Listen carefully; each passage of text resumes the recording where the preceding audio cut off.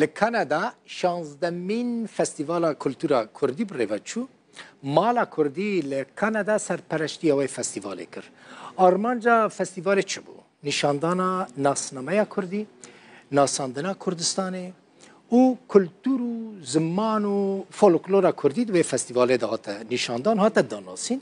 میوان این بیانی جی کل فستیوال آمده بون بشتار بون کیفانگله کی جسترانین کردی جگوون دیلان و خارنین کردی را هاتن سیلوا خلیل که کچک جعفرینه یک ج پیشکشکارین فستیوال بو اف دیمن تایبت ج کانادا جروداوی را شاندن.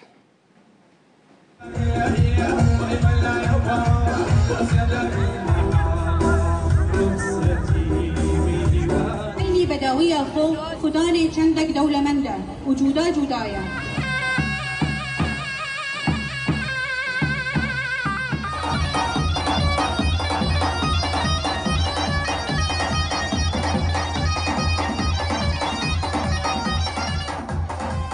کاری ما 20 سال نعمل بيلا كندا خدمت کرد فستیوال کلتوری کردی کاری ما حکومت کانادا پارلمان را حمود اشترام لوبی که خود شد دیگه خدمتی ولاتی ما ملتی ما ایل هندری ولات و ایل دربی ولات هوا یک ایدیه ام مالا کرد حق چهار پنچی کردستانی نزدیکی حرمتی ما حمود پارتی کردستانی را 15 سپتامبر مالا کرد برام بساز کردن 16مین فستیوال کلتوری کردان در بازار تورنتو کرد.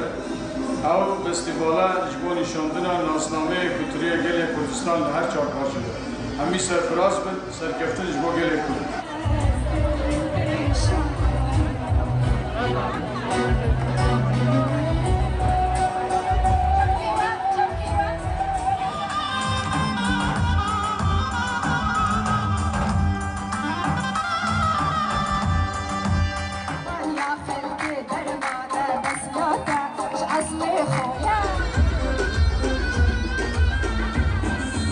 أمثال سلطين في مهرجاني أم تركيا بوستبن طبعا ملتي مجيئة عنده بس عفرين كردستان كسته أبل شما هاتما Slav Shwaro the video da am the 16th annual Kurdish Festival as volunteer çevirdim deri am hoten as fashion show çevirdim hani as Afrin represent ke Rojava Afrin